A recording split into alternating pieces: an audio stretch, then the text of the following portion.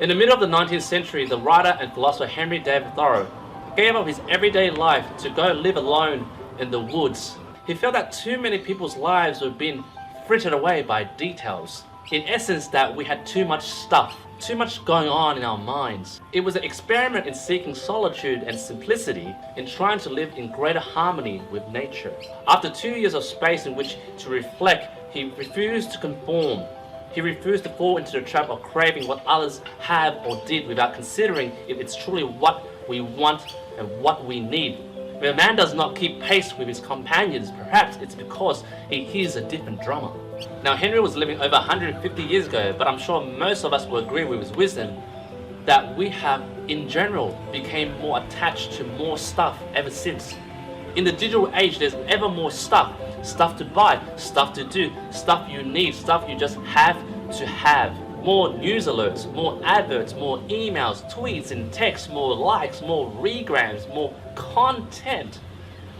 Sometimes those things can be great.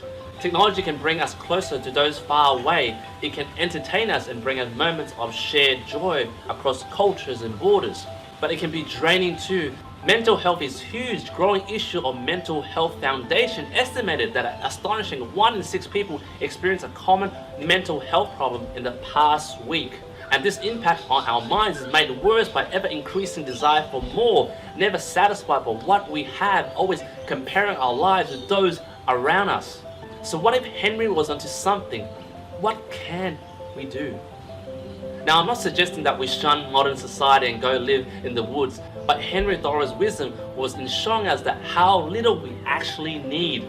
Adam Curtis, the filmmaker, says that we're told that freedom is the freedom to pursue our petty desires, but that true freedom is freedom from those petty desires. We don't have to chase likes or worry about views. We don't need to obsess over whether we have the latest gadgets. We can stop and ask, is that new phone, those new trainers, those new job with more money, is that stuff really going to bring me happiness? Is that really why I go to work? Simply to buy more stuff? Who in today's society is honestly going to sit in their deathbed and think, I wish I had more stuff? Instead, perhaps what we need most is more time, or more time spent well, to be exact. Time with loved ones, time to reconnect with nature, time to simply stop and reflect, to pause. The Roman Stoic philosopher Seneca spoke a lot about time. Famously, he said that it is not that we have a short time to live, but that we waste a lot of it. Imagine you're giving a choice, a 20% pay rise or 20% of your work week back.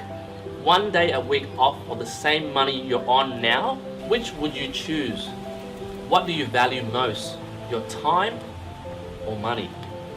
So next time you're considering how to spend your hard-earned cash, or chasing that promotion, that pay rise, that bigger house or faster car, just stop and reflect and remember that you're really spending your hard-earned time too. Stop and think, will this really make me happy? I'll leave you with a final quote from our friend Henry David Thoreau.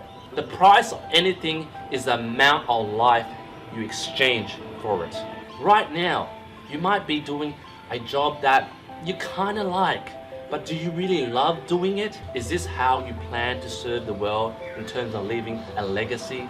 If it isn't, maybe it's time to do something brave and take that courageous step to do that new business that you always wanted to do. And how do you do that?